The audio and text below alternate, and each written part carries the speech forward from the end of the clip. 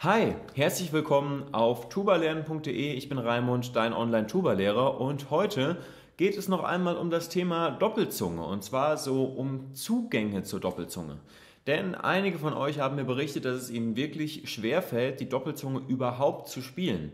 Und ich dachte eigentlich immer, dass es irgendwie kein Problem ist, weil mir persönlich das relativ leicht gefallen ist, die Doppelzunge zu lernen. Das ging irgendwie wie von selbst.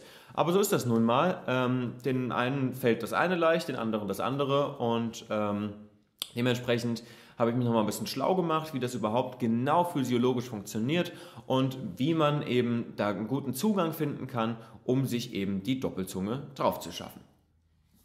Wenn dich Themen wie Doppelzunge oder ähnliche interessieren, dann abonniere doch einfach den Kanal und aktiviere die Glocke. Dann verpasst du kein neues Video mehr von tubalernen.de, und ich freue mich natürlich über jeden weiteren Abonnenten.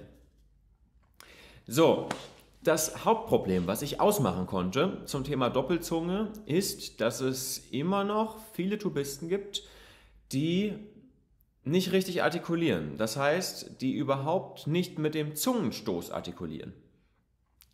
Das bedeutet, die machen ihre Artikulation über den Luftimpuls.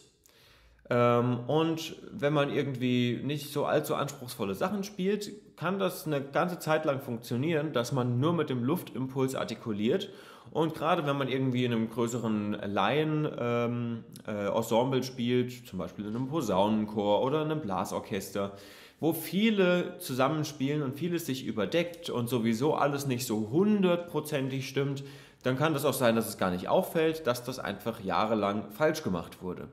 Und wenn das dein Problem ist, ist das ja das, wo du zuallererst dran arbeiten solltest. Ich erkläre vielleicht genau mal, was ich damit meine. Also, wir können ja einen Luftimpuls geben, so, Bauch ist weich, und wenn ich einen Impuls gebe,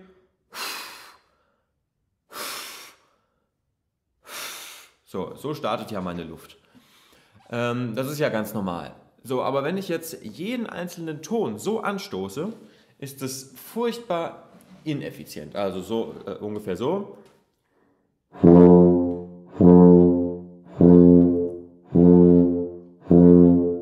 Das geht, aber das geht nicht schnell. Wenn ich das jetzt schnell versuche,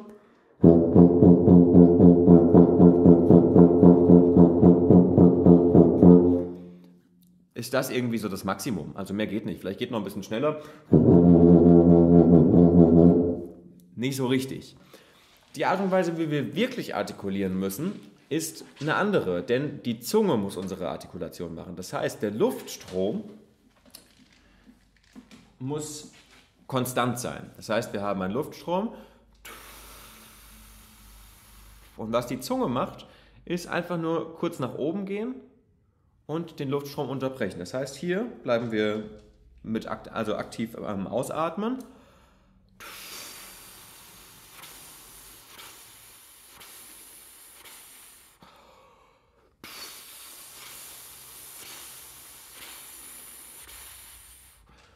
Und das ist das Gleiche, wie wenn wir zum Beispiel sagen, da, da, da, da, da, da, da.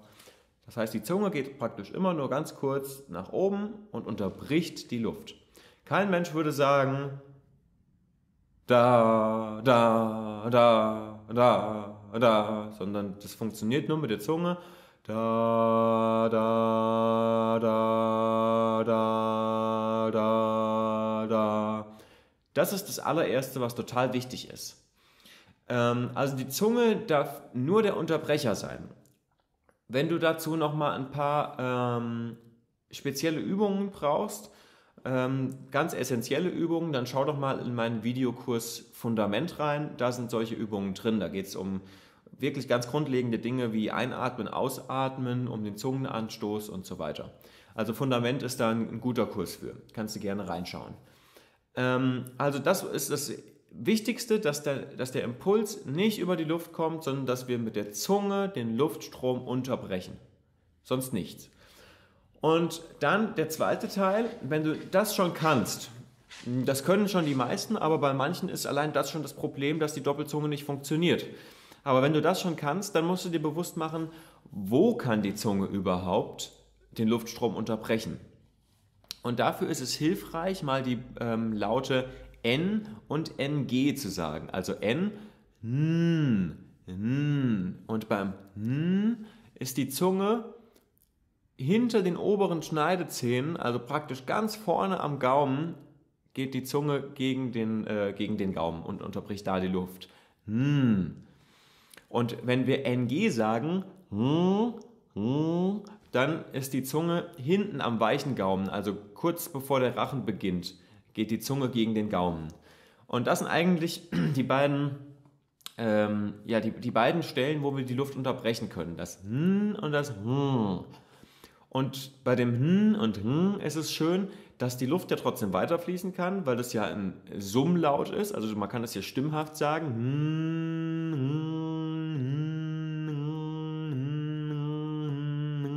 Und damit kannst du genau das üben. Dass praktisch die Zunge vorne und hinten die Luft abwechselnd unterbricht zwischen und die Luft trotzdem komplett weiterfließt.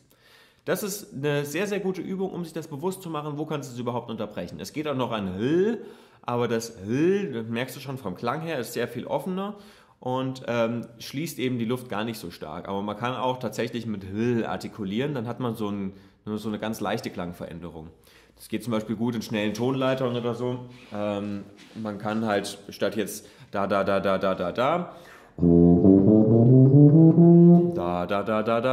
kann man auch machen da, la, la, la, la, la, la, la, dann klingt das so.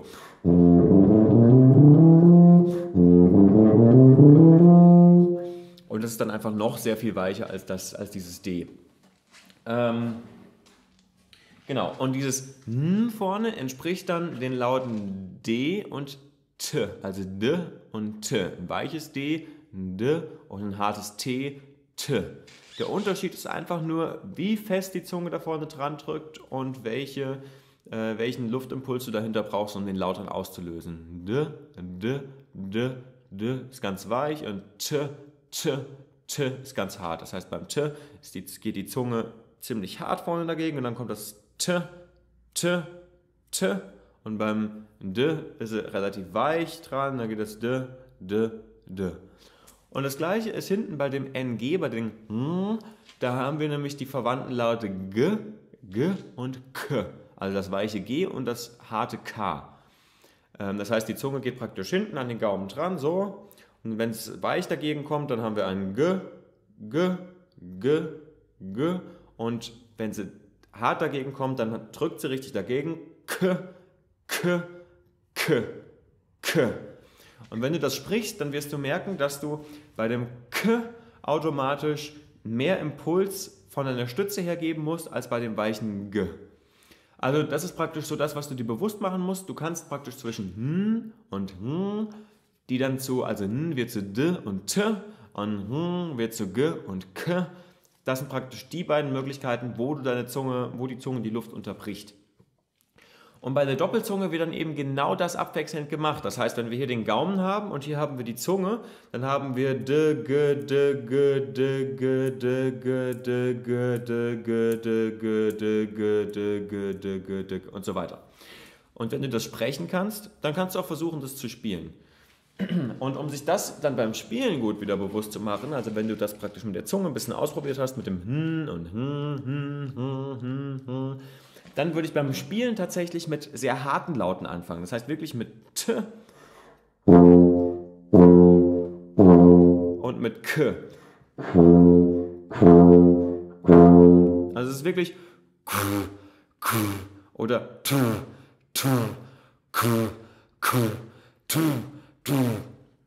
das sind die beiden Laute. Und bei der Doppelzunge werden die eben immer schneller abgewechselt. Und wenn du das erstmal überhaupt kannst, die Töne mit T und mit K anstoßen, dann würde ich langsam versuchen, weicher zu werden und mehr in Richtung D und G, also D und G zu gehen. Und wenn du dann das kannst, also und also praktisch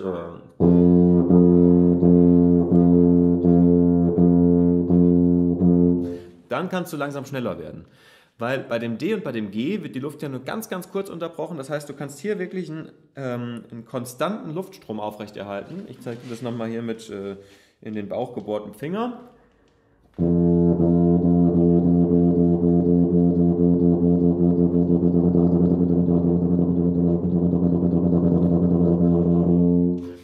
Und dann hast du praktisch die Möglichkeit, mit der Doppelzunge eben schneller zu spielen. Und dann ist es natürlich so, dass du in einer einfachen Lage, ich sag mal so um das große F rum, das erstmal leichter hinkriegen willst, wie dann in Extremlagen. Weil in Extremlagen muss die Zunge natürlich zum Beispiel in der hohen Lage sehr viel höher, nehmen wir mal, was weiß ich, das hohe C jetzt. Und dann, dass dann die Zunge noch so locker ist, dass du da in der hohen Lage D, G, D, G locker machen kannst, ist dann natürlich ein bisschen schwieriger als hier unten.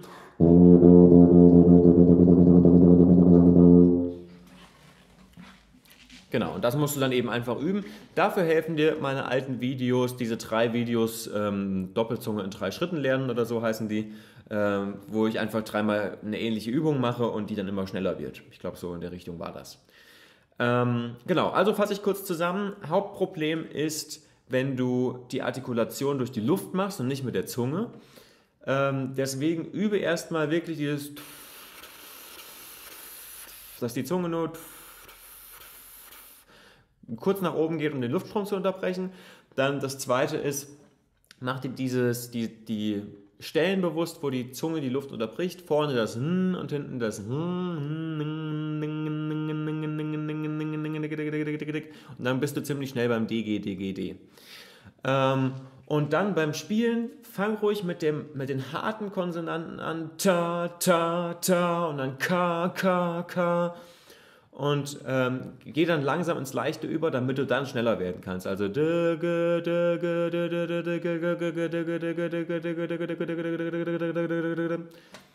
genau, das sind praktisch die Zugänge, die ich jetzt mir nochmal überlegt habe, damit ihr es wirklich alle schaffen könnt, die Doppelzunge zu spielen. Wenn du jetzt noch Probleme hast, dann schreib doch bitte einen Kommentar unter das Video und stell mir deine Fragen und ja, welche Tipps du interessant oder welche Tipps dir jetzt besonders weitergeholfen haben, das würde mich auch interessieren. Dazu kannst du bitte auch einen Kommentar unter das Video schreiben, das fände ich echt nett.